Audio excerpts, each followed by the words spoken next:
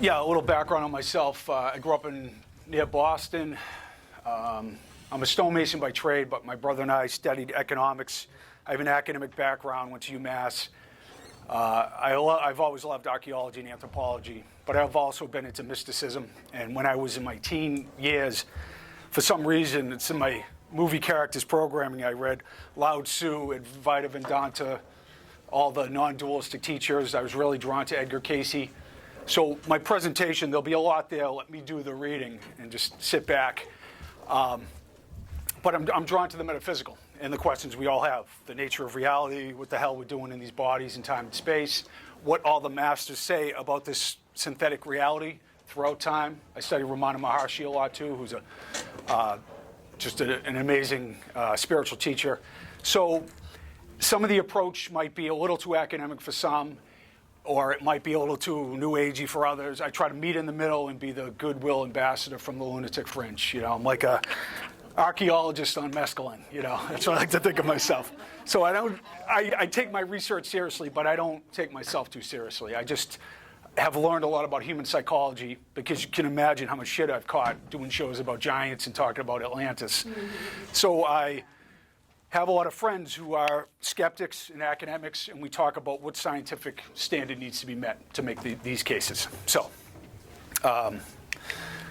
this is some of the stonework we've done. My brother and I, we're doing like 2 miles of walls on our road, because when I'm not doing stonework, I'm doing stonework, and we built an arch.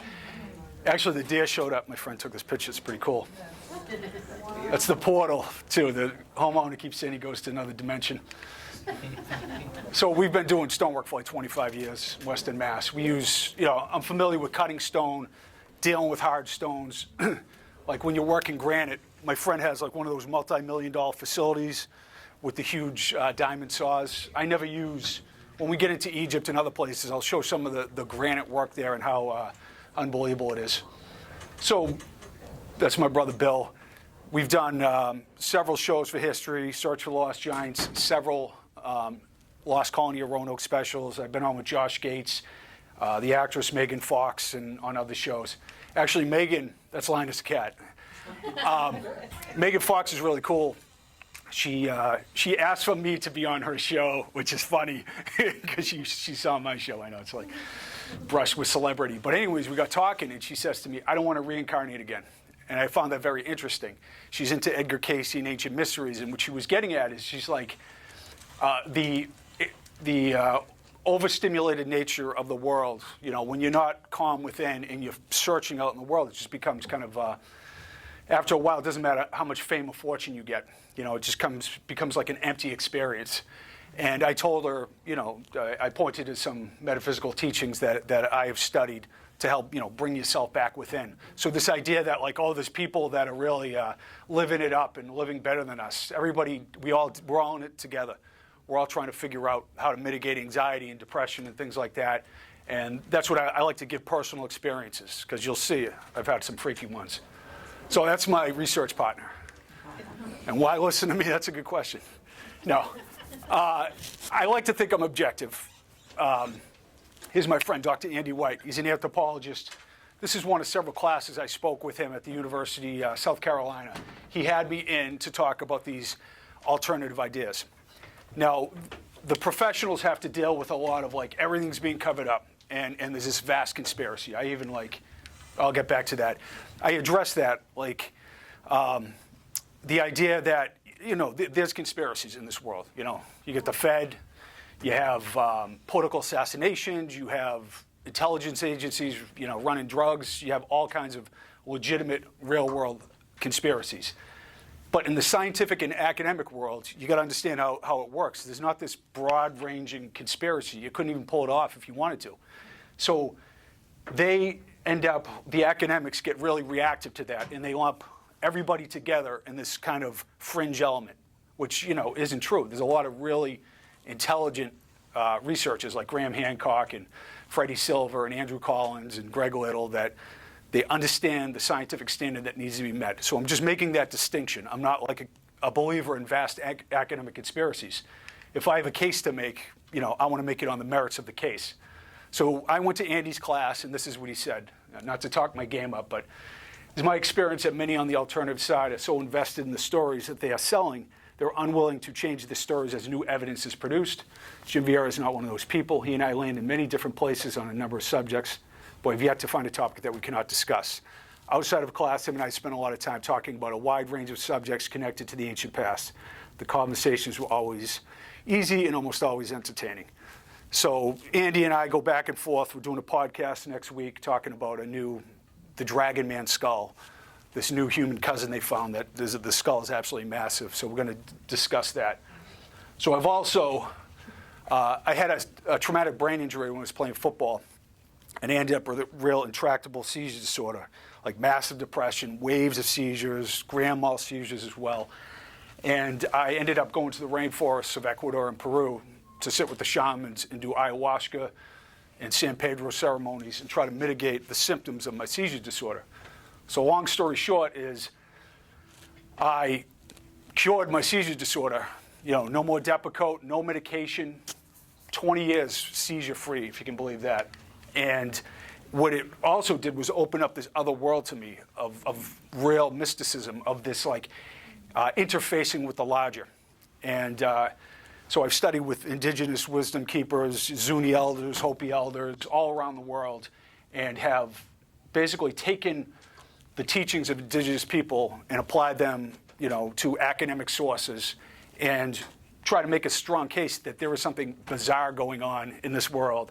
And, I will share my evidence. And I think at the end, if you're objective, you will say, there is a story here. You may not fully agree with me, but I think most reasonable people will be blown away by all the evidence that's beyond coincidence. So the original scientists like Pythagoras and Plato and Socrates, they were all holistically oriented. They all understood they talked about the immortality of the soul. They went to the ancient mystery schools and they learned about, they studied with the temple priests in Egypt. They learned about these higher metaphysical realities. And scientists of today, it's almost like an atheistic cult. Not to begrudge anyone, but my scientific friends, they're more afraid of ayahuasca than they are Atlantis. It's just like, and they're curious though. They're always asking questions. They're like, I may not, they don't want to jump on board, but they want to know, what is your experience? What what did this teacher say to you?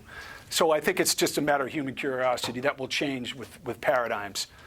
So this is my hypothesis, that androgynous, hermaphroditic, amphibious, extraterrestrial beings created humans, taught the arts of civilization around the globe after a catastrophe. They taught divination, metaphysical mystery teachings, and oversaw temple constructions to carry them out. Now, I will show you that these bizarre androgynous amphibious gods show up all around the planet. They're all brother and sister, husband and wife, androgynous, and half human, half fish-like. And yes, like I said, this, for most people, they're like, oh, this is a strange idea. I will cite Edgar Cayce. I will cite the Rosicrucians and the Theosophists, but on the back of another academic source first, because I'm not relying on the mystics. What I'm saying is, isn't it interesting that these mystical, esoteric sources are saying the same thing as these ancient archaeologists, or these archaeologists who dug up ancient sites, or you find on the temple walls at Edfu, right? So I'll go through that. None other than Carl Sagan said that stories like the Oannes legend, he's the Babylonian fish god who shows up and teaches the arts of civilization, deserve more critical studies. I completely agree, so I've taken him up posthumously on this offer, and I've dug into the story. Now, Robert Temple is a brilliant academic, professor of philosophy and history, but he also wrote about the Dogon people in Mali, Africa, and how, I'll get into the Dogon story, and how their oral traditions state that from the Sirius star system, these beings showed up, the Nomo, the hermaphroditic amphibious gods, and they created Homo sapiens way back long, long ago, and they instructed them in the arts of civilization. And the Dogon understood about Sirius B and the dwarf star, right, back in the 30s, and they shouldn't have had that scientific knowledge. So it's a real mystery. It's a scientific conundrum. So there's also in the alternative world, I would say, there's claims of racism that somehow alternative researchers are trying to take away the accomplishments of the Egyptians or the Peruvians, indigenous cultures. And I say that's not the case at all, at least for me. There's definitely racist elements, you know how weird people are or whatever. Yeah. But but the case I'm making is like the Tuatha De Danann, they show up in Ireland, these gods, and they make Newgrange. They're attributed with the ancient megalithic constructions. Down in Peru, you have the Vieira show up, and in Egypt, their gods go deep into antiquity. So it's not a matter of like taking away anything from any ancient cultures. It's just saying, let's listen to the indigenous people and what they're actually saying. And I'll get into that in Egypt. So new evidence is coming forward that supports this idea of a lost world. So fossilized footprints were found very recently in New Mexico. The grass seeds were embedded in the children's footprints. So it's incontrovertible evidence. 23,000 years old at least. Because the idea is that the Clovis barrier blocked the progression of people coming over from Asia, and that nobody was in the United States before like 10,000 BC. That has been the idea in science for like 100 years. Zealously guarded, and if you spoke out against it, you caught a lot of heat. So now we have evidence of that. The paradigm has completely shifted. Does this mean there were lost lands in the Pacific and the Atlantic that after a great cataclysm, the survivors came and blended with the indigenous population? Here are the footprints right here. You have sites like Göbekli Tepe in Turkey and Karahan Tepe, the sister site. It's a nearly 12,000-year-old temple site with probably now hundreds of these stone circles that were constructed. Completely mind-bending construction, the oldest and the largest megalithic site in human history. And it's almost 12,000 years old. And that's one of the arguments that, no, the Sphinx can't be 10, 12,000 years old because there's nothing contemporaneous with the date like that. But now we know, that was the argument back in the 90s, now we know that humans could pull off these monumental feats of architecture.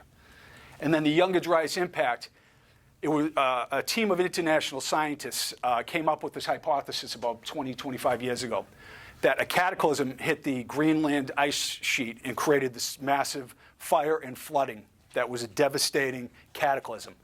And it's been verified, and this will all show my kind of beef with science without being anti-scientific. There's a new paper out that Lawrence James Powell, he talks about the premature rejection in science. So at first when this idea came out that a cataclysm occurred and caused all this devastation, it was considered like a mythological idea. That's one for the freaks and the weirdos, you know what I mean? That this idea of a great flood or the religious people. That's not good science. So what you have is this happening. They initially rejected many theories and that later achieved widespread consensus. The rejection lasted for half a century or more. Obstinate opponents who carry the opposition to their grave. Now these guys, Pinter and Ishman, were the lead skeptics, and they used hyperbolic language instead of real evidence against this hypothesis, which has now been proven. And they said things like this. They called it a Frankenstein monster and compared it to UFOs and other examples of pathological science and wrote its requiem. Now it's been overturned. And that's all I'm saying is like, it's not a mass conspiracy, but the ego is into everything. Everybody's addicted to being right, especially now. Like if you're into social media, I'm sure it's like everybody's trying to grab your attention, so you're addicted to outrage. You know, it's like drug addict behavior, you know? And it's not helpful. It's just like a freak show. And it's these polarized, you know, orientations that we have that don't help. So it's good to self-reflect. It's good to admit when you're wrong. It's been very helpful for me to put things in context.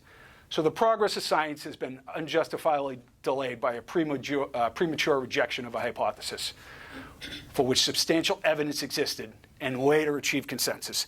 So that's as far as I'll go in the world of conspiracy. It's just the ego at work because, like I said, I love science. I have tons of friends who are scientists, and I just think I come from a place of what do the oral traditions say? What do the indigenous people say? That's where we should look for proof. That's my difference, you know, and I'm open to give more weight to oral traditions. So on the internet, it's like the lowest level of hell in so many ways. Like, anyways, there's a lot of snake oilers. I know the ancient mysteries crowd and the authors and who's legit and who isn't. I'm not going to throw anybody under the bus, but there's a lot of people who you get addicted, right? You do a show, oh, I'm the big hero, my picture's on a bus in New York. It's like, let me cook up the next show to do, or let me claim a false conspiracy I can't prove, because that'll get the lunatic fringe involved, right? And everybody get behind me, and I'm the big hero fighting the system. So you become addicted to the fame and the gig of the ancient mystery world. Now, I'm like a weirdo who lives in like a 10 by 14 hut. I have no possessions. Stonework pays all my bills. I got like 90, tabs open on my computer, and I'm just a freak, and that's what I am. I don't really care about the other stuff. And I don't say that. That doesn't mean I'm right, but I think I'm better positioned to be objective. Now, you have these Russian megaliths on the internet, and everybody's claiming they're real. And 3,000-ton stones and things like that. That is, otherworldly if it were true. But this is all natural geology. That's fracturing. These are not laid up stones, right? You'll get the friendly angles that the fake scientists will take, and I'm an amateur archaeologist, and I'm not bad-mouthing anyone, but it's like looking at clouds. Like these fracture lines, this is all natural geology. And then it's like they don't want us to know, and you get all the conspiracy-minded people in. And I admire the effort, and I've investigated things that have turned out to be hoaxes, and I'm glad to have got to the bottom of it. But you just got to be open-minded about that. Like the Bosnian Pyramid is another one. People come up to me, it's like, this is incontrovertible fact. And I'm like, no, I've had many geologists I've talked to and many ancient mystery authors who went to visit it. The backside it just kind of looks like a pyramid. The backside doesn't look like a pyramid at all. And there's really no evidence that it is. And they've been there since 2005 digging and creating this weird self-fulfilling prophecy. And I'm just saying, Robert Schoch, who I respect a lot and I've talked with in the past, he went and he investigated. I believe that the so-called pyramid features are easily accountable for terms of natural geological processes and features. And this is a guy who's going to tell you about fish gods. So I'm not, you know what I mean? I'm not just trying to be Mr. Skeptic. I'm just telling you that there are things out there that, I take my case to the hardest skeptic, my worst skeptic, and then we discuss the matter. I want the other side of the argument, so you can hear both opinions. In our first book, we debunked this 8'4" skeleton. Actually, these guys here work for the Smithsonian, McGee and Thomas Wilson. And Wilson actually verified a find at Miamisburg of an 8-foot, 1.5-inch skeleton that he found, which is interesting. We have that in our book. But this San Diego giant was a hoax that the Smithsonian paid $500 for, and then they figured out it was gelatin. Yeah, so we debunked that in our book, because you'll see these around the internet, and you'll be like, oh, they're covering up the evidence, The Irish giant, in fact, was found in 1895 and in Dublin, Ireland. And then it disappeared, and this travels the internet, is considered proof of this ancient race of giants. I dug into the story, and I found it was Giuseppe Sala was an Italian stonemason. This took me 2 months of digging and going through old archives. He was involved in the Cardiff Giant hoax. He was involved in the Marble Man hoax in Australia. He was involved in the Solid Muldoon hoax in Colorado. So this one guy was creating these hoaxed giants. And the Irish authorities caught on to him, and that's why it disappeared. They threw it in an old bomb crater and covered it up. So I'm just telling you that there are two sides of these stories. So now we'll get into the weird stuff and the good stuff. Why are all the gods androgynous? Let's see. And let's start with Cayce. Now, I like Cayce because his life was dedicated to service. He basically worked himself to death. Most of his readings are about health matters or just being kind or just really ways to live a real fulfilling, helpful life. So he wasn't in for anything else. He was actually disturbed by some of what came through, like ideas of reincarnation. It didn't match up with his Christian upbringing. But he became the father or the godfather of holistic health.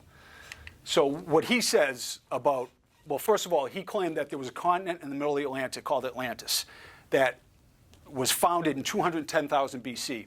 And then there was a series of cataclysms in 50, 28, and then the final in 10,000 BC that destroyed it. So Cayce said it was more like spirit beings that came into matter and got trapped here. Now, other esoteric sources say that the founding of Atlantis was by extraterrestrial beings. So we'll see where this goes. Though male in their outward aspect, the androgynous sons of God embodied within themselves the nature of both male and female in one person. By turning to the creative forces, they could become channels to bring into androgynous progeny after their own kind, imbued with a double sex and a double soul. In this way, sexual intercourse was unnecessary as a means of propagation. Sorry, it's a lot of words there. Now, that doesn't sound fun. But the point is being made that it's basically ensouling another being. And as strange as it sounds, look at all the other sources that say that these beings had this ability, this hermaphroditic ability to like ensoul another being and keep the lineage going. This is H.V. Hilprecht, a very well-respected Assyriologist, an excavator. He excavated the temple library of Nippur and found tens of thousands of cuneiform texts, and he read the translations of them. And this was his conclusion. This androgynous nature, this ability to beget out of himself, his own ego, the self-existence is inherent in each and every god of the Sumerians. All Sumerian gods are androgynous. Now, I never knew that. None of this, I didn't start with the hypothesis. I just found it interesting that Cayce was talking about androgyny. So I went in that direction.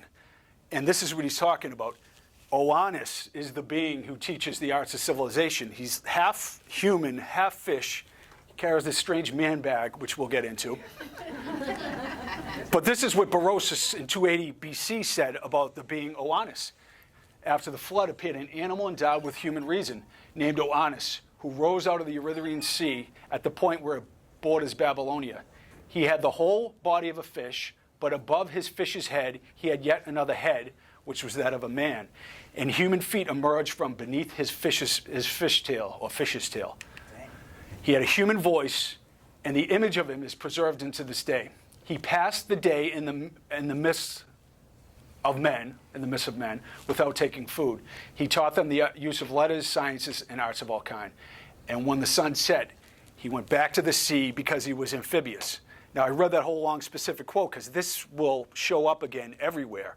This crazy fish god shows up, teaches the arts of civilization, then hits the ocean at night for the watery deep. It's pretty specific. And he's androgynous. So the seven, Uana is Oannes. Every one of the seven pre-Diluvian Sumerian kings had a advisor who was a fish god, who was an androgynous fish god, and here are the names. That's pretty specific. When you read the Sumerian literature, it's like an acid trip. You just can't. It's a sci-fi movie. It's so crazy, and it's this specific, but it's found elsewhere all around the world, as I'll show you. Here they are right here. The fish guys with the man bags. This is the Apkallu, the seven sages, and the Sumerian kings list goes back hundreds of thousands of years, just like a show in Egypt. So the Sumerian people say that their civilization went back several 100,000 years, just like Mantheo says about the Egyptian civilization. So Hilprecht wrote about this divine aspect of the Sumerian gods, their androgyny, in chapter 2 of his book. All Sumerian gods are androgynous, father and mother and husband and wife in one person. They appear, therefore, some as male, some as female. Like Oannes is a male appearing, but he's not. He's androgynous. The seven, of whom it is said, are neither male nor female, that they neither take a wife nor beget a child. So here's a sober academic talking about this strange phenomena. Even, who teaches the arts of civilization in geometry? Oannes, the fish god. And let's look at some of the geometry of the Sumerians and the Babylonians. The Plimpton 322, they just translated a couple of years ago, that cuneiform tablet. It describes the shapes of right-angled triangles using a novel kind of trigonometry based on ratios, not angles and circles, Mansfield said. A fascinating mathematical work that demonstrates undoubted genius. And this is one of the cases alternative researchers make, that the Sumerians and Egyptians, they seem to show up with civilization prepackaged, like a transfer from another place, if you will. That their founding had all these high teachings right off the bat. So here's the reading about Berosus. So this is Oannes teaches the principles of geometrical knowledge. And right here, Mansfield, the academics talking about what a fascinating mathematical work it is. Here's the region. It was a series of city-states.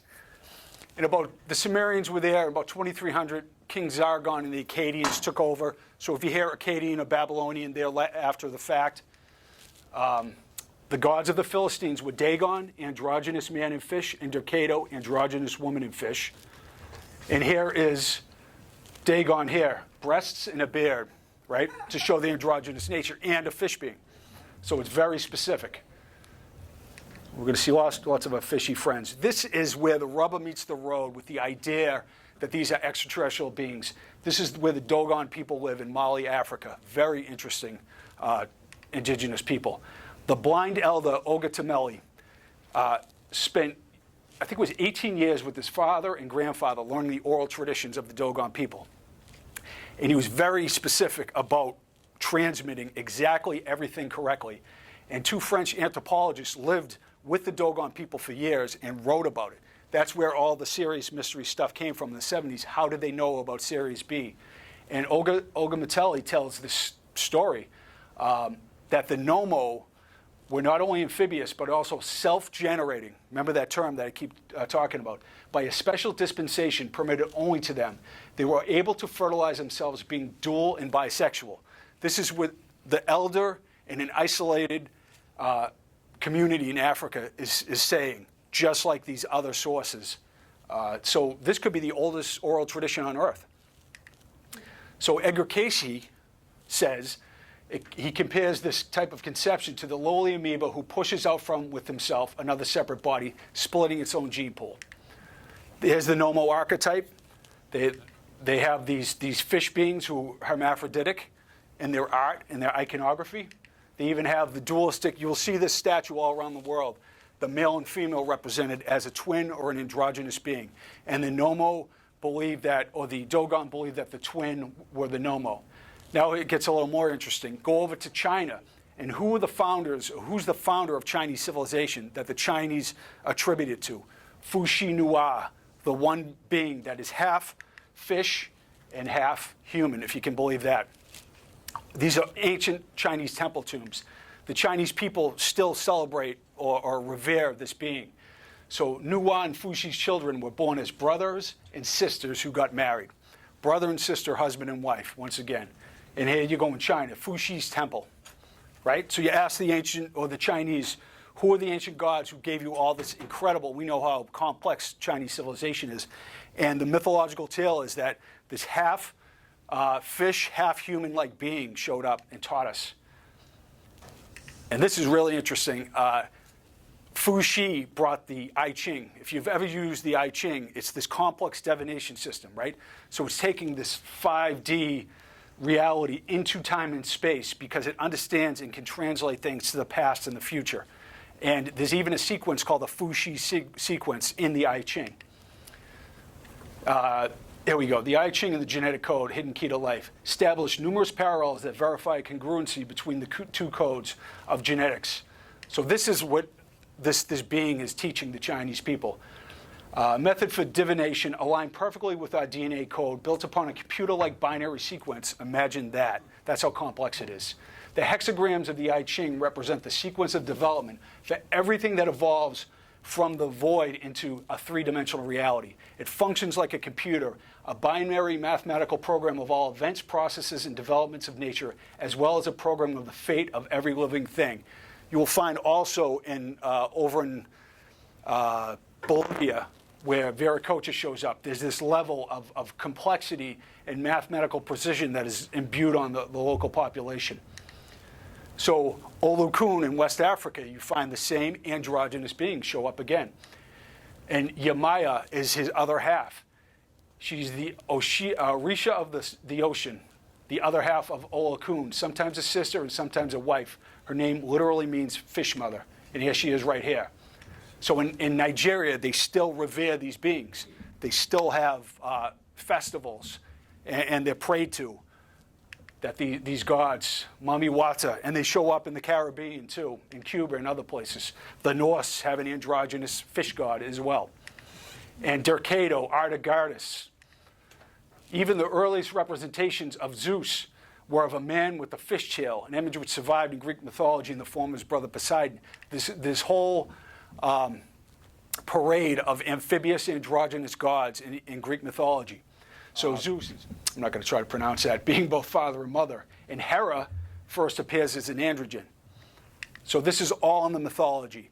Kekrops was the founder of Athens, and they were originally called Kekropians, androgynous amphibious. And I'm sorry if I'm Mr. Repetition, I'm just really trying to make the ubiquitous point here.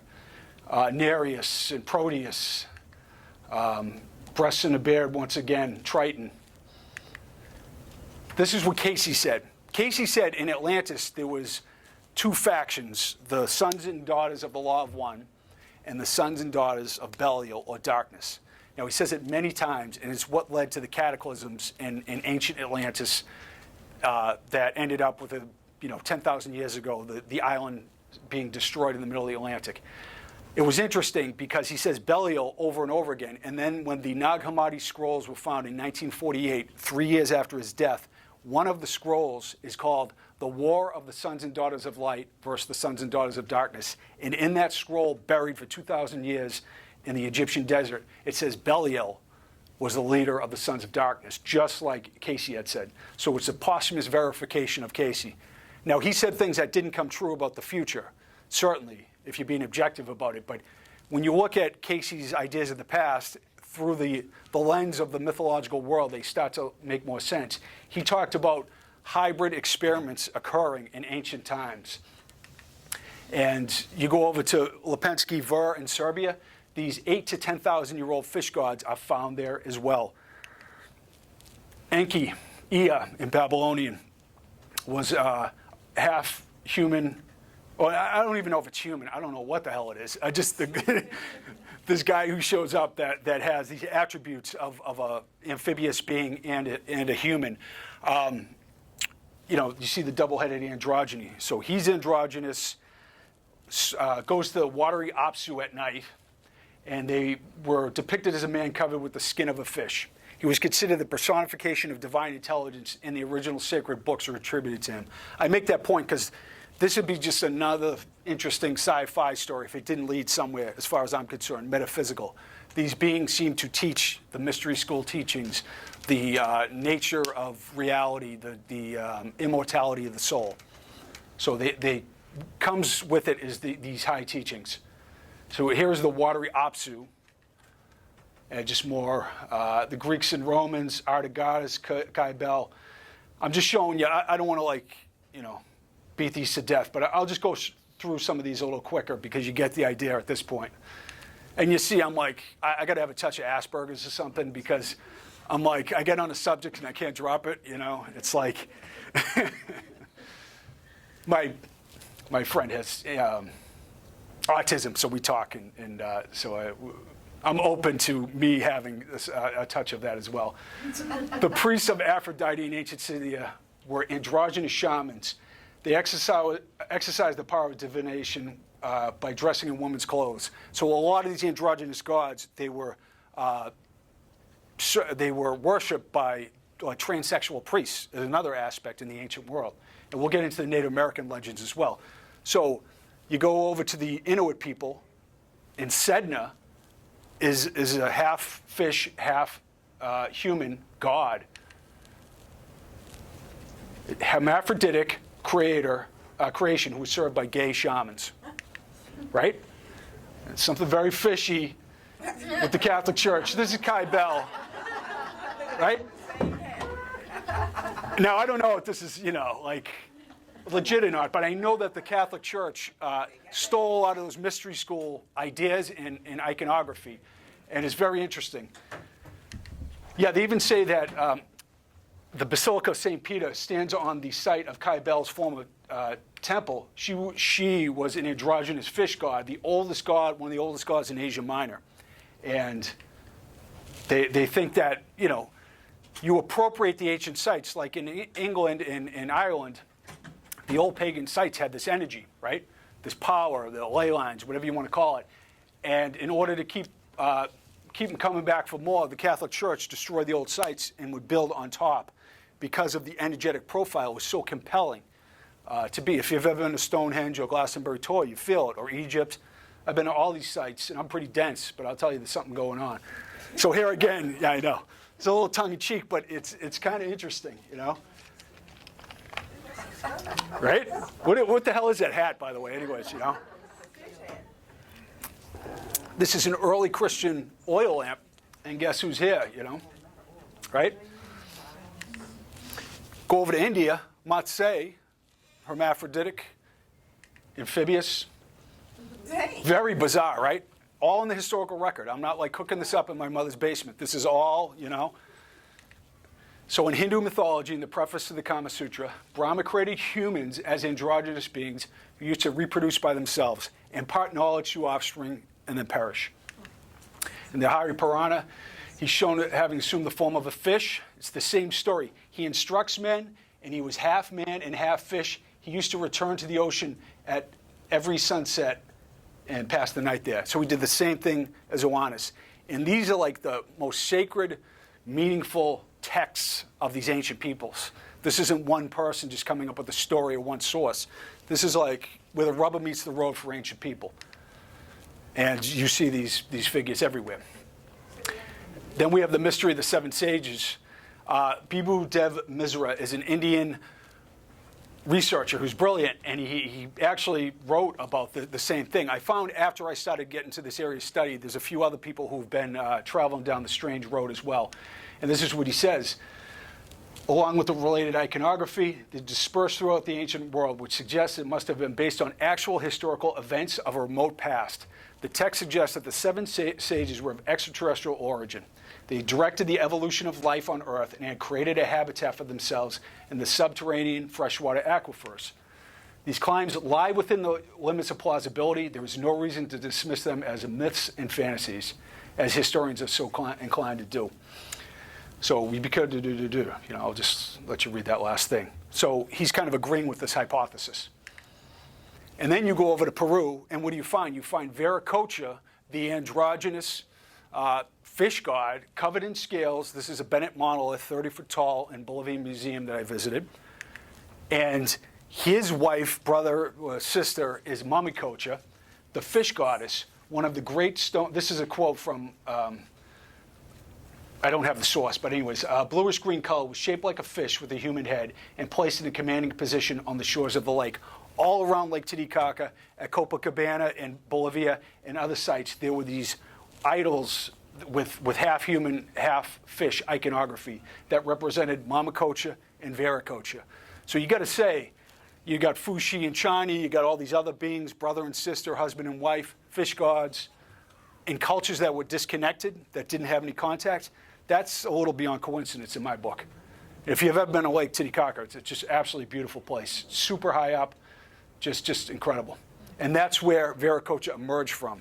He's the foam of the sea who comes from, he emerges from the lake. And the Inca temples around Titicaca, they were looted.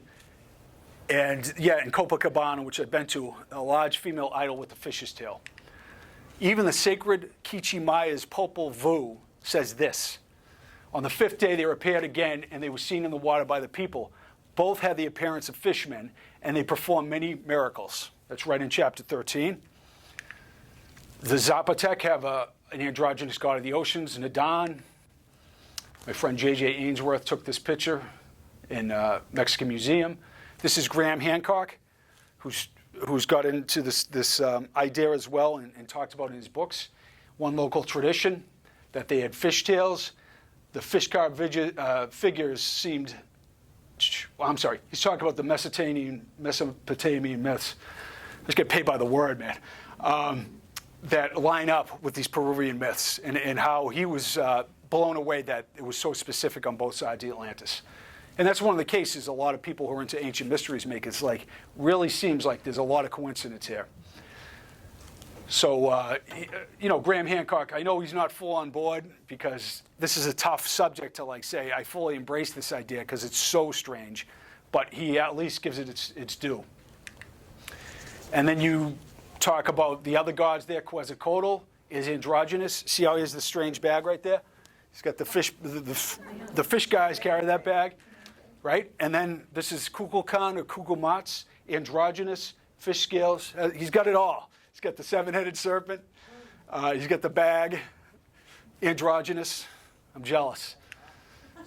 So Sabine Baron Gould was a great historian. And this is a fascinating one because there's not a lot of iconography in the Native American cultures or structures like other places in the world that are telling the story. The North American Indians relate they were conducted from Asia by a manfish once upon a time, and they tell the story. I'll skip through that, but it's basically saying they saw from his breast down he was actually a fish, or rather two fishes. For each of his legs was a whole and distinct fish. So they're saying that they were guided from Asia to the United States in ancient times by a two-tailed fish god. And here's the rest of the story. And here it is. It's like the early ethnologists sat with the Smithsonian, from the Smithsonian, sat with indigenous people and wrote down their traditions, thankfully. So this is what we have from the traditions of the North American Indians. Straight from the fish's mouth. And look, all around Europe, you have these just what they were describing, these two-tailed beings everywhere. And they always have like sacred books and mirrors. There's a story there. I don't know it, but it's pretty weird. Right? There's something going on. I knew it. Told you.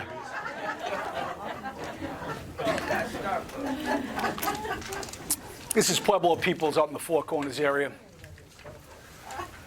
And unfortunately, Clifford Mahooty, one of my good friends, a Zuni elder, he just passed away a couple weeks ago. He verified a lot of this. The Zunis were actually pissed that he was starting to share his traditions with people, with mainstream people that weren't initiated. But he felt it was time because the earth is in quite a bind. But he would verify. He said, yeah, the androgyny, that it's associated with these beings who showed up from Lemuria out in the Pacific. That's a lot of the Zuni lore, is that's where they come from. But they're, once again, iconographically displayed. And the Cook Islands, Avatea, they have isolated Pacific Island, also has an androgynous fish god as well. So there's an association with the flood here, too. Enki warns Zasudra about a coming deluge and has him build an ark. We know about the Noah story. In Book 3 of the Vanaparva, Matsei, he's the fish guy, warns Manu of the deluge, instructs him to build an ark, and guides him to safety atop the Himalayas. Go over to Mexico, Cox, the fish god, I'm not going to read that, fish god of our flesh, he somewhat resembles the Noah of sacred writ.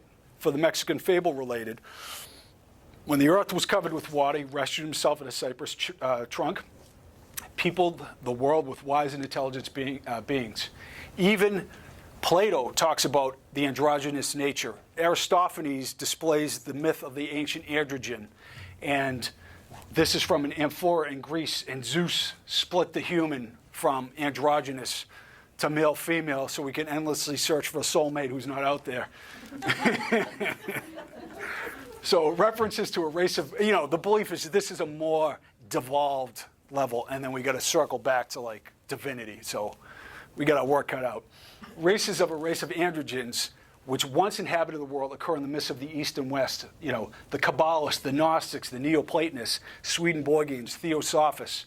I'll get into Rudolf Steiner as well. The Rosicrucians of Freemasons, they say Atlantis was a historical fact, just like Steiner, Cayce, and Blavatsky. And they also say this, that mankind was male and female before being separated into two distinct sexes as man and woman. And this constituted fertilization must have occurred within himself, nor is this any stranger than many plants are so fertilized today. This is the attribute of these extraterrestrial beings, self-fertilizing. Steiner described the point. We split from androgynous to becoming male and female. I got a kid. Is everybody paying attention here? Yeah. Sorry. I think my son must have thrown that in there. So here are some of the androgynous gods all throughout history. I mean, all around the planet. Yeah. There's a lot of them. So here, Ered Ziffer he explores the idea of androgynous created deities in his paper in 2007, The First Adam, Androgyny in the Iron Gazelle Two-Headed Bus. The first Adam who shows up in the Bible is androgynous, and not many people know that. And here is a sober academic writing a paper about this, and this is what he has to say. He talks about the two-headed bust from Iron Gazelle, right? And that's from the British Museum. And he states that, I would like to suggest that these statues represented mythical ancestors from the dawn of mankind, and that the two-headed busts among them represent the first human being, the androgynous prototype of humanity. So once again, you know, academics, they get into this area, they study the iconography, and they display what the beliefs of these people actually were. And here's what I was talking about. Clifford Mahudi was talking about Wee-Wah, right? This warrior dressed as a woman, like a cross-dresser. And in Zuni, well, the Native Americans pretty generally have a belief in the two-spirit people. Like gay, lesbian, transsexual people are considered to be imbued with this like metaphysical power. So he got to teach, I mean, pick all the warriors' names, was sent to meet the president in Washington, D.C. as a representative. So she had incredible power and respect amongst the Zunis. Goes to Washington, the newspaper abuzz, they say Indian princess shows up, and they didn't know it was a man dressed as a woman, which was, you know, it's a funny story, but this shows you that, you know, the reverence for this androgynous god. Awinawalona is the Zuni androgynous god as well. So they have the same traditions. And here's Shannon Dory. Twinness as a symbol of immortality can be associated with the androgynous, self-fertilizing Nomo. And basically, this is telling you that, you know, this myth of the twins Romulus and Remus, there are twins everywhere in mythology. The hero twins of the Maya, I believe, or the Aztec, are ubiquitous. And this is what it means. It's describing the self-fertilizing Nomo. Boa Island in Ireland, same thing. Male and female on both sides, androgynous.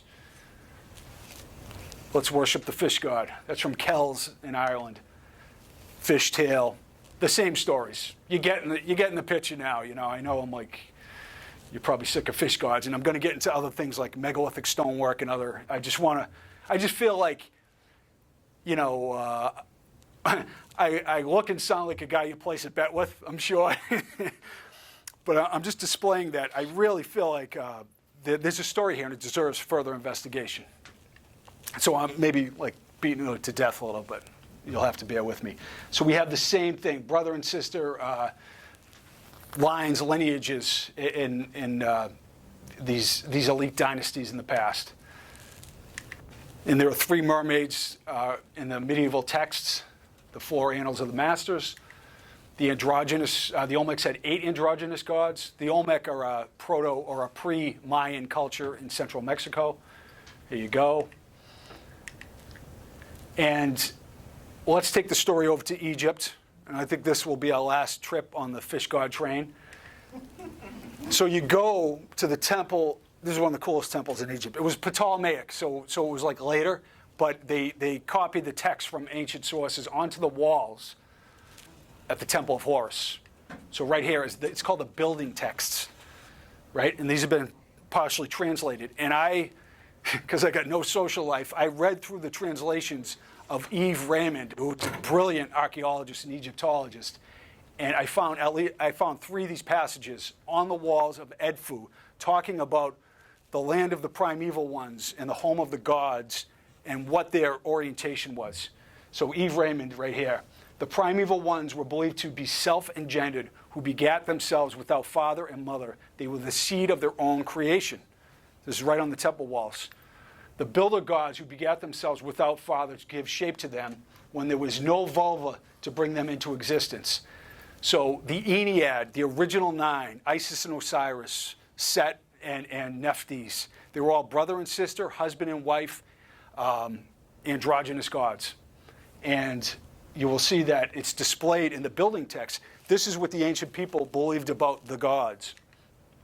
So this is another account. Once again, they created themselves and issued themselves and begat themselves, just like the Sumerian texts say as well. Right? I know, Kitty. It's pretty wild. And here Khnum, the androgynous god, is creating humans on a potter's wheel. Now, I believe in natural evolution. I'm not like flat Earth guy, but you can see it happening. You can predict it. You can look at things that are happening on Earth, and gradualism has its points. But really, we're not talking about an anti-evolution argument. We're talking about intelligent beings interceding on our behalf or creating us from the beginning. And humans are pretty weird. Don't you feel like this is the wrong planet we got dropped off on, Just saying. The Temple of Esna is dedicated to an androgynous, nameless, omnipotent creator god. So when most people think about Egyptology, they don't think androgyny, they don't think amphibious gods, and I will just make that case here. Here's Khnum, creating, and there are traditions all around the world, even in the Bible. It's like genetic material and blood mixed with clay to create humans. So the Ennead were all androgynous. Here you go. Because we all know about Osiris and Isis. And Nephthys, in one of the pyramid texts, another pyramid text, an imitation woman with no vagina. Now, that's not like Real Housewives 2000 BC and somebody's getting bad-mouthed. It's stating that this was an androgynous creation or creator. Same dynasty of gods, male and female, displaying the androgyny, mistress of the ocean. Hapi, you see the breasts and the beard. So this is all, none of this is negated by academics. They say, yes, this is what the ancient people said about their gods. They may not believe it, but this isn't, just from somebody's book. These are all based on historical documents. The great fish god, Vishnu, see the similarity of all of them. Isis and Osiris. Osiris had an androgynous aspect.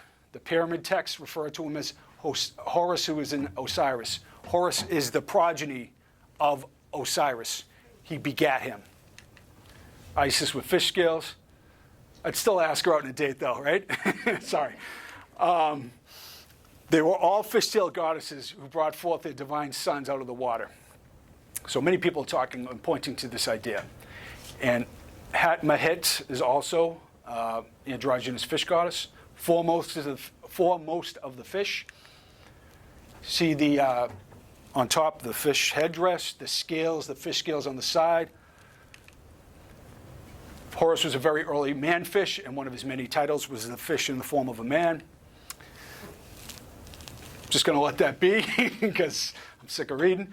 This is interesting, though. Manetho, the Greek historian, finds fragments and writes, or the fragments from his work. He said that the gods ruled for almost 14,000 years, right? Then the followers of Horus ruled for 11,025 years. And then the reign of the mortal kings, which he divided into 31 dynasties, which are still used and accepted by scholars today, began. That's about 3000 BC with Menses, the first, dynastic king of Egypt. So what happened to this other 25,000 years? It is considered mythological by Egyptologists. And therein lies the problem. The Egyptian people themselves and their scribes are telling us of the great antiquity of Egyptian civilization. But this goes with the model, basically. So you have Egyptian, civilization starting in earnest around 3000 BC, or advanced civilization, I would say. The fishtail goddess Isis is transformed into the Abtu. Here's Serapis, which is Osiris. That's a Greco-Roman iconographical display.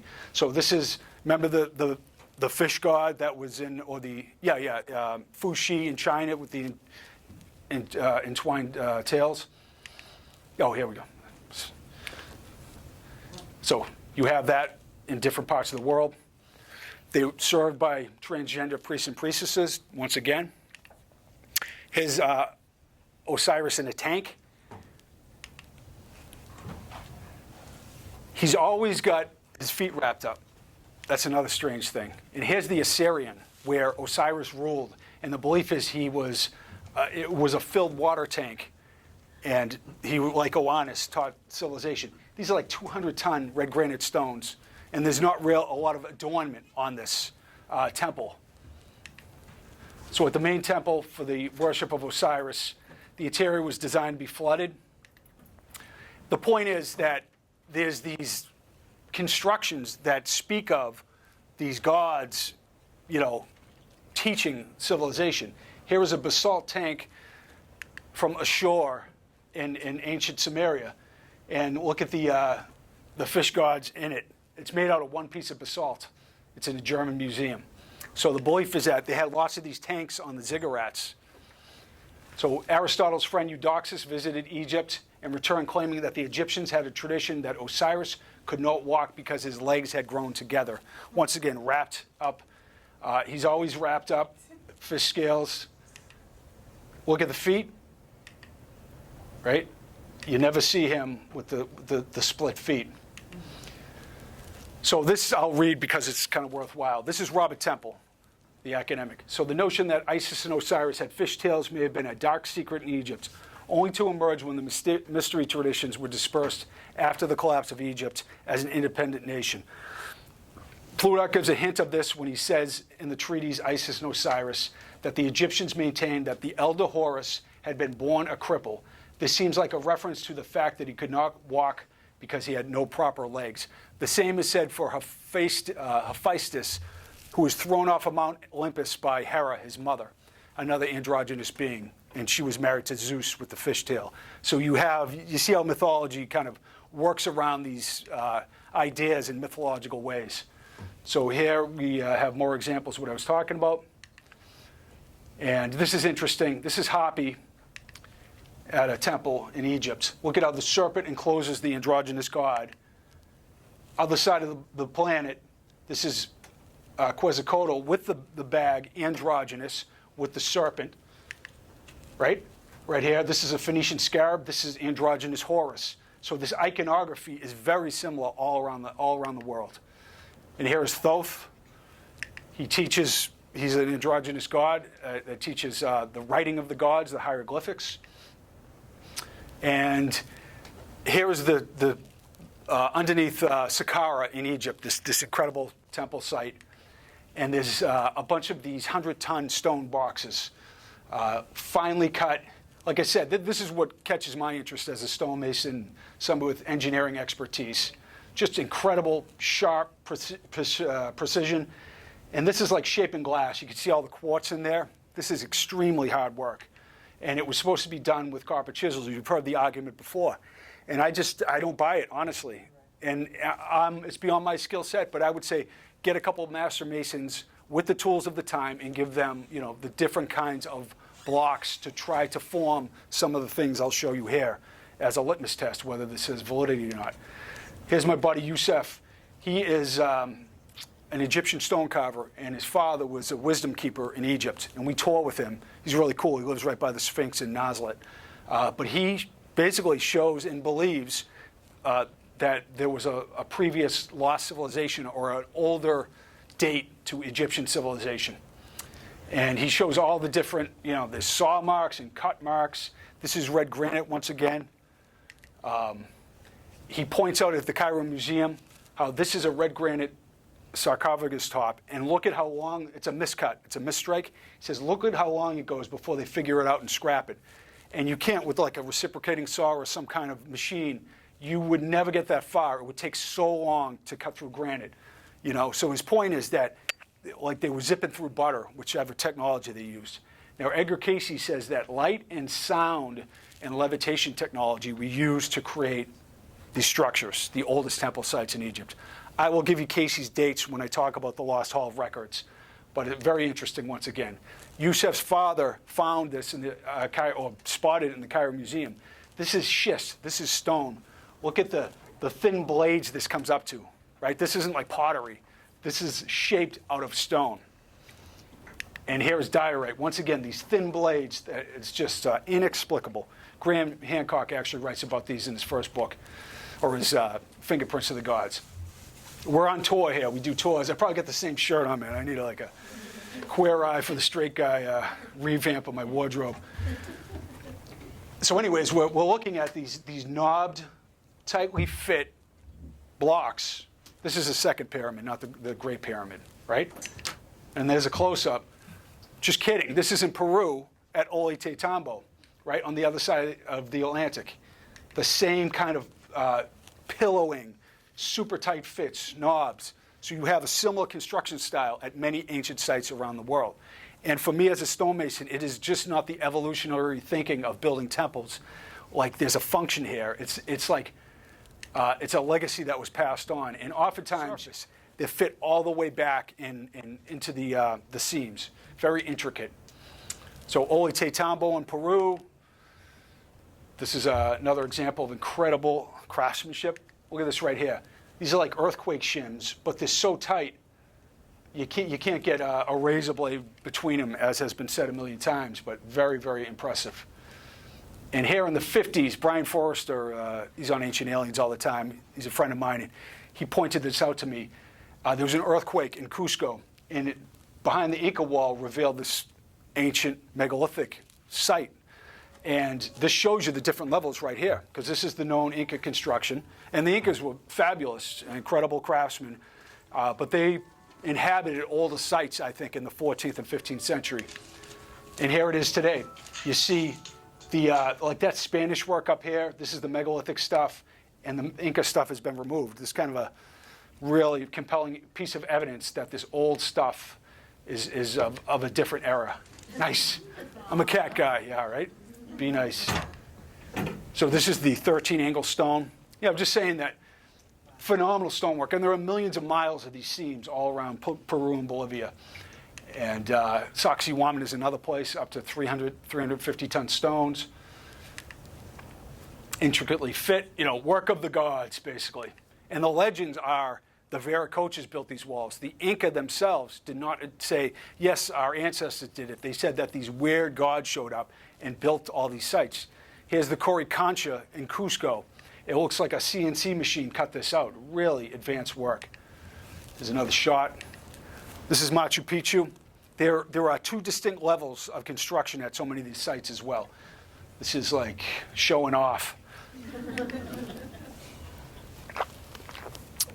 And here, the gods that I was talking about, they create humans out of supernatural fashion, out of clay. And the same holds true for Fuxi and Nuwa. They create humans or baby fish beings in a supernatural fashion. Viracocha, once again, same story. I'm just showing you this because, there's no doubt as to Viracocha's sexual duality. Just another academic source. So this isn't just, a made-up source. This is all like academically verified. And if you just go into Wikipedia and you read about Viracocha, he said, if my subjects were ever to see me, they would run away because of his crazy appearance. So, and this is interesting. The Amira people live in that area around Pumapunku with this crazy stonework. And the Amira language is believed to have been created artificially.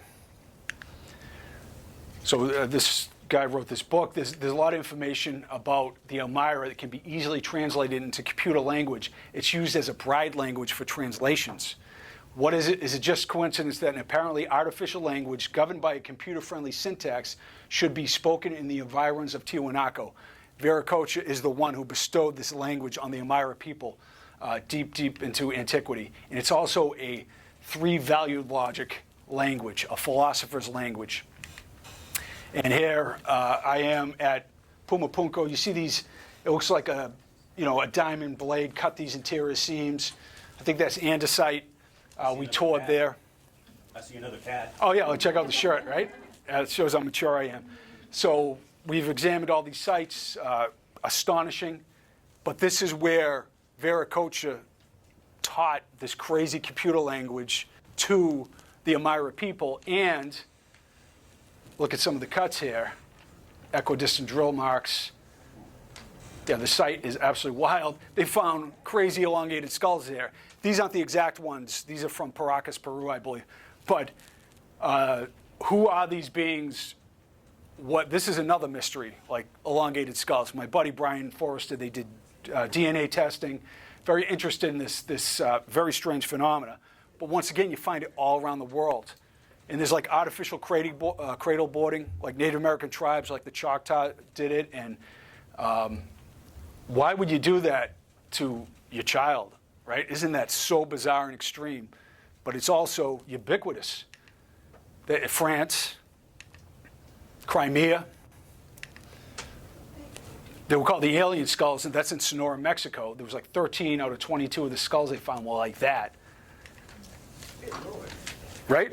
And then the traditions go over to Egypt. Now it gets really weird. This is the Ubaid culture in northern Iraq in Kurdish territory. This is from 5500 BC. These, oh, it's so cute. He has your elongated skull. You have these lizard-like beings that are displayed in the statues from 5500 BC, right? And that's in ancient northern Iraq. Like, who are these guys, man? Woo!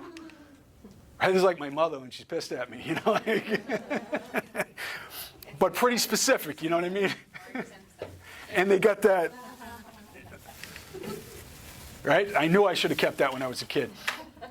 No, but it's really weird that this ancient culture is displaying, you know, this. And in fact, in northern Iraq, where they found the Ubaid artifacts, they also found cranial deformation, skull elongation as well. You know, and one of the beefs I have, you know, I like to solve problems and meet in the middle. I like, you know, if I get a problem, I want the geologist to look at it. I want an anthropologist to look at it. I want it DNA tested. I want a mason to cut me the stone. So what I feel is that everybody in the ancient mysteries world seems to get lumped together in this kind of wishful thinking, intellectually incapable of understanding how science works paradigm. And it's just not true. It's like, let's evaluate these ideas on the merit of the evidence. Now, I think I've made a pretty fair case that there's some strange goings on that are very specific in the ancient past. And I've heard the skeptical argument that you people can't deal with reality and you got to live in a fantasy world. And I say, no, the reverse is true, because when you get like oriented metaphysically in the right direction, you start to intuitively know things about the past. They just ring true. And it's a really important thing to have. You know, ask Einstein or whatever about intuition and guidance. So, you know, this idea of Lord of the Rings in a lost world is not a fanciful idea. It's like we feel it, we experience it, we've lived other lifetimes. Those things start to come to you when you open up to these ideas, right? So I think it's very important to consider these things. Like, what is, you know, once you have that experience of something larger, all the questions are answered. But while we're reconfigured back into our movie characters' separate selves, it's good to like figure out what the hell's going on and like create a useful, you know, thought system about how do we view the world? How do we extricate ourselves from this place or from the misperceptions anyways? So my thought is that, you know, even Tolkien said Atlantis was the most fascinating archetype there is. That's where he got a lot of his information for Lord of the Rings, the Nordic and the Irish mythology. And H.G. Wells talks about it. There's a lot of William Blake, a lot of very bright people throughout history that firmly believe Atlantis was a reality and that there was this idea of a lost world. And my friend Richard Casaro is a occultist and a researcher, and he also talks about how the Rosicrucians, the Freemasons, the Theosophists all talk about, and Cayce and Steiner, Atlantis as a reality, and all the metaphysical teachings go back through the mystery schools of Egypt back to Atlantis. So they all believe it is a real place, and that the God Self icon is a representation of this lost ancient religion that is found around the world. Now here are some examples. See over the doorway, the gods are striking this pose of the God Self icon. But they're in places all around the world. You find this everywhere. It's called the staff god in Mesoamerica and Central America, and it's called the master of animals in ancient Europe. So Nigeria, Peru. Yeah, here's our guy, Olokun, the androgynous fish god, and Vieira. They're all displaying these ancient gods in Sumer, in North America. You find it everywhere. Another example of it's well beyond coincidence. 2 serpents in each hand, 1 serpent in each hand. Like, basically, sent through the esoteric sources like the Rosicrucians and Freemasons through the Dark Ages, holding these ideas in the consciousness of people. And in fact, in India, they just found, they discovered a rock carving believed to be tens of thousands of years old, rocking the God Self icon. Powerful evidence of a golden age. So the esoteric belief is there was once an advanced civilization, and it seems to have been founded by extraterrestrial beings. I just got to say that. I don't know how to get around it. I wish it wasn't true in one way, because I'm out there now. Forget about it. Forget about Lost Colony or Roanoke. Or, and it is what it is. I don't give a rat's ass anymore. It's just like I got to go where it leads me. And just the idea that we're the only life in the universe. That's all the universe does is kick out life. It's like go to the concrete parking lot and the weeds are growing through it, or the deepest trenches in the ocean, there's some bioluminescent life there. It's basically, I believe, entirely probable, based on the traditions of people all around the world, that we were created and guided by a higher source, if you will. So that's just the sci-fi movie version of it. For me, it's like, how do you prove the case, right? Because science wants carbon datable evidence, artifacts and context, ancient records, and I agree. That's what you need. So the idea of the Lost Hall records is this really mythological idea that has haunted the minds of men and women for ages. In fact, the Arab legends talk about this. King Sorid had a dream that the earth would turn upside down and the stars would fall to the ground. Sorid took this dream as a prophecy that the end of the world was near, and he had the pyramids built to house all of civilization's knowledge. So I'll hold that for a second. So in the 1800s, they still had the casing stones on the Great Pyramid. It was all limestone and super smooth, like a mirror. But they took it apart to build a lot of Cairo. So they ripped down all the facing, right? But there were watermarks about 3/4 of the way up on the Great Pyramid, because the belief is it was built before the flood. I'll give you Cayce's dates in a minute, and that the water came in and it created watermarks, which are now gone. So Zawi Hawass is an Egyptologist that he works with the ARE off and on. It's really interesting. Mark Lerner is an Egyptologist who works with Hawass, well regarded. He first worked with the Edgar Cayce Foundation, and they paid for his education. But then he kind of turned around and became not like a culture battle, but he became like a mainstream academic. He had written about Cayce in a formal book, but then he abandoned that idea for mainstream archaeology. And the ARE was associated with Hawass. We were supposed to all speak together, but I spoke along with Hawass and Mark Lerner like 2 years ago, I think, at the Cayce Foundation in Virginia Beach, but we were all online, so I didn't get to interact with them, which was unfortunate. But it's like a karmic thing. You see all these beings orbiting each other around the mysteries of Egypt, because Zawi Hawass is like, which I get, because the Egyptian people have been robbed of their antiquities, and he's pissed. He's like, they're almost nationalistic about this idea, like, Atlanteans, and that's taking away the heritage of Egyptian people, which I disagree with. Egyptian civilization is the most wonderful, incredible on Earth, but way back, tens of thousands of years ago, what was happening? Did some influx of civilization come in? So anyways, long story short, in 1980, he conducted an excavation in front of the Sphinx temple. A core drilling through 50 feet of debris struck red granite instead of the natural limestone bedrock from which the Sphinx had been carved. So right in front of the Sphinx temple, it's right there on the Giza Plateau next to the Sphinx, they found granite 50 feet down. The only place you can get granite in Egypt is at Aswan Quarry, hundreds of miles south. So that means there was some kind of chamber down there. I don't know what the delay is. It's 1980, but I'm making my case for. I think it would be great to have $100 million budget and to investigate in front of the Sphinx, see if these ideas about a lost hall records is true. Now here's the temple right here. This is red granite. Look at how these stones curve around the edge. Very intricate work.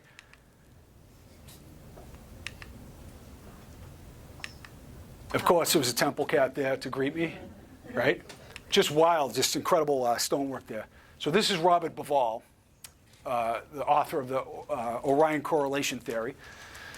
My scientific astronomical analysis of the Giza monuments produced a date of 10,500 BC. The normal dating of the Great Pyramid is 2650 BC. That's conventional dating, which coincides with the readings of Edgar Cayce that stated it was in 10,500 BC that the records were hidden in Giza. So this is Cayce's idea, or whatever, the source that he reached out to in his trance-like state, informed him that there were a set of records that talk about the lost civilization of humanity and the lost continent of Atlantis, and they were buried under the power of the Sphinx. That's what he specifically states. So that's what this investigation is like. Cayce claimed that, Arab legends claim it. Can you prove the case? And Robert Bivol is saying, and he's not a Cayce guy. He's like, Cayce's out there, he's a freak or whatever. But he's saying it's very curious that we have the same dates. My astronomical, perhaps this instrument to bring this about. Excessive, almost abusive, rationalistic thinking of the last few centuries is about to give way to a new and much-needed spiritual and intuitive thinking that best befits our human condition. I hope that's the case. My experience spending time in the Great Pyramid is a tool of enlightenment, a transformer of consciousness. So this is what Cayce says in his reading in 1941, that the tomb was part of the Hall of Records, which has not yet been uncovered. It lies between or along that entrance from the Sphinx to the temple. For remember, there are 32 of these plates. He's saying there's 32 plates that tell us about the history of humanity. Oh, no, I don't want that one there. There's a Great Pyramid. So what was the date of the actual beginning and ending of the construction of the Great Pyramid? 100 years in construction. It begun and completed in the period of Ararat's time with Hermes and Ra. What was the date between 10,490 and 10,390 before the prince entered Egypt? That's Jesus, 2,000 years ago. So that is the date that he gives for the construction of the Great Pyramid, as opposed to 2600 BC for conventional dating. And he says that by the use of forces in nature as to make for iron to swim, stone floats in the air in the same manner. He says there was an ancient light and sound and levitation technology at work to create the Great Pyramid and a lot of the structures in Peru. That is what Cayce says about it. And Robert Schoch, many of us know Robert Schoch. He's a geologist from BU. He redated the Sphinx because of the water weathering on it with John Anthony West, and he caught a lot of heat, you can imagine. And in the 90s, part of the argument that Mark Lerner used against him was there is no contemporaneous structure that is theoretically contemporaneous that would say that humans were advanced enough to create something like the Sphinx in that age. But now we know in Turkey, this Göbekli Tepe that I talked about at the beginning, there is, the skill has been shown by ancient peoples to create these incredible structures. So Egyptian Dawn, Robert Temple, who's the fish god guy, he writes about it. And he claims that he can point to the exact locations of unopened Old Kingdom tombs, which have now been heretofore been ignored. And he shows all the spots where they lowered down sarcophagi. He claims that there are places that can be found ancient records. This is beyond the Hall of Records. So this is me pitching to a producer, like, we need a show where we search for the lost Hall of Records, right? And we got a big budget, and we work with like an archaeological team. That's what I like to do, or somebody, you know what I mean? Because I think people want to know the answers, you know? I would be shocked if it were, because the evidence used to date the Great Pyramid structures from 2600 BC is kind of very thin. Like Colonel Howard Weiss in 1830, he forged one hieroglyph, and one of his workers called them out on that so we could get more funding. Like you're in the Great Pyramid. It is free of any description. It's not a tomb. Tombs are littered with hieroglyphics. There is nobody taking credit for it. It's an ancient technological consciousness-raising machine, and that's what Cayce says too, and that's what the mystery schools say as well. Maybe I'm wrong. I would be shocked. I'd be the first to admit it. The way to prove the case and prove the idea that there was an ancient civilization, I think, is to do extensive excavations around the plateau. In fact, in the Great Pyramid, about 2/3 of the way up on the right, Japanese scientists have found a great void. I don't know if you've read that article. There's a huge void up there, right? So if they can get into that or get a fiber optic camera, we can find, because you're going to have records of when it was built and artifacts that are going to tell you. And that's all I'm looking for. You know, these ideas to me are thoroughly compelling, but I understand science reluctance to embrace it until you have that evidence. Of course, put in the wrong way.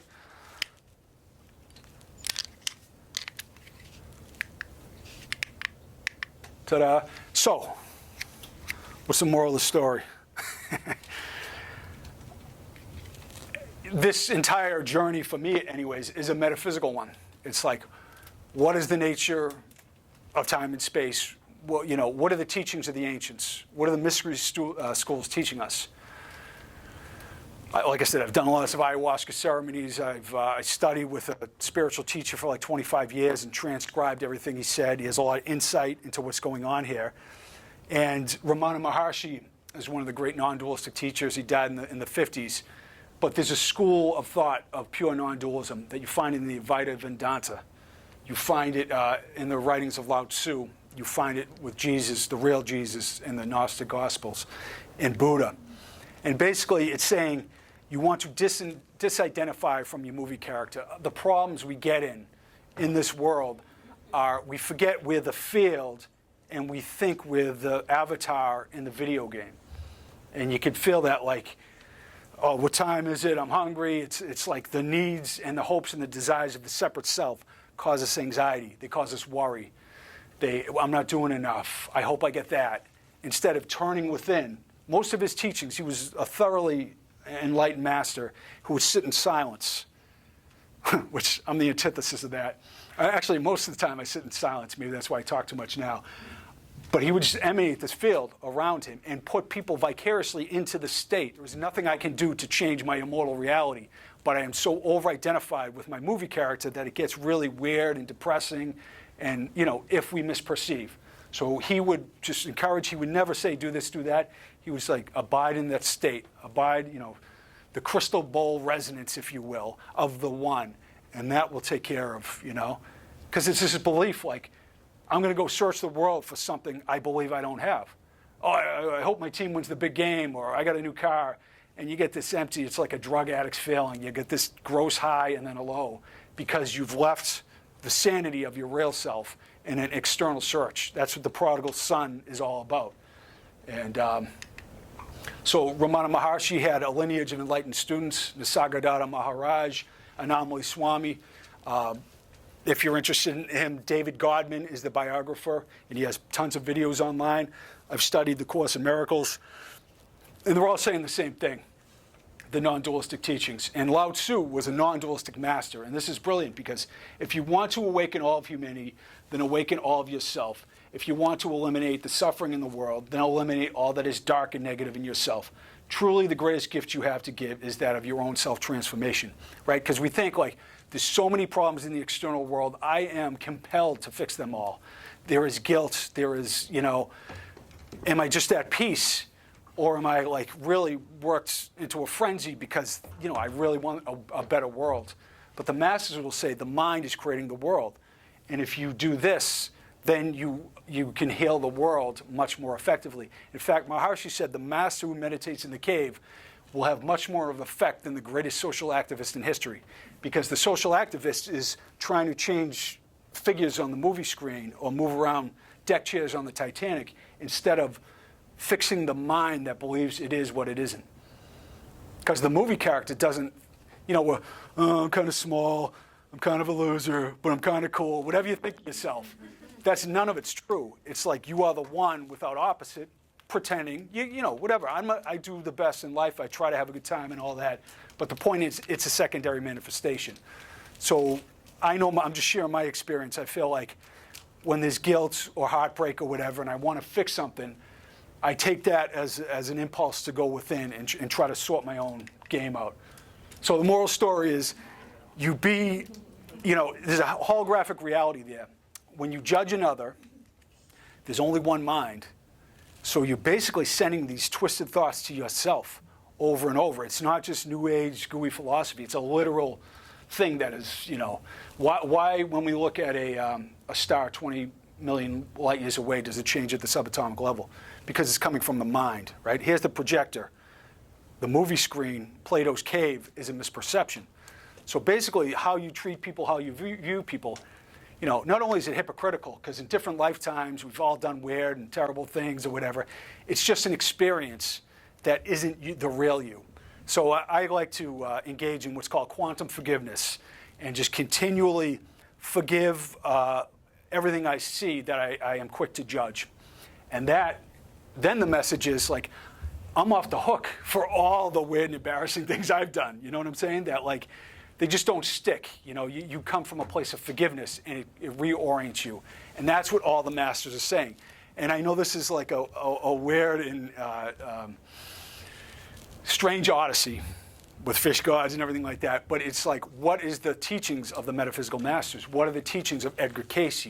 They're all the same, And then it's like, oh, I go out there, hey, your talk sucked, you're a loser, And it's like, wow, that's weird. I attracted that. Not like, oh, you don't understand. You view how you are attracting everything by the unconscious held contents of your mind. You just look at things differently.